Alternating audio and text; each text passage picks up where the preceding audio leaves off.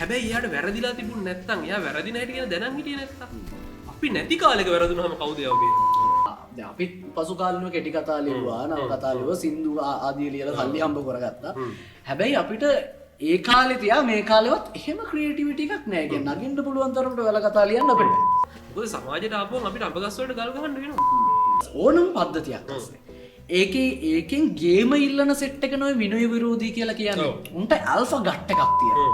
වැරදි කරන ළමයි ඉන්න ඕනේ තැනක් තමයි පාසල. ඉස්කෝලේ පිළිවෙලකට ලස්සනකට තියනවා කියන එක මාර ෆේල් වැඩක් නේද කියන්නේ.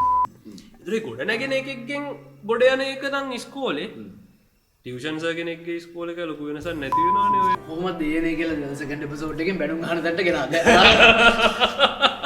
ඔක් කරගන්න නැගලේ.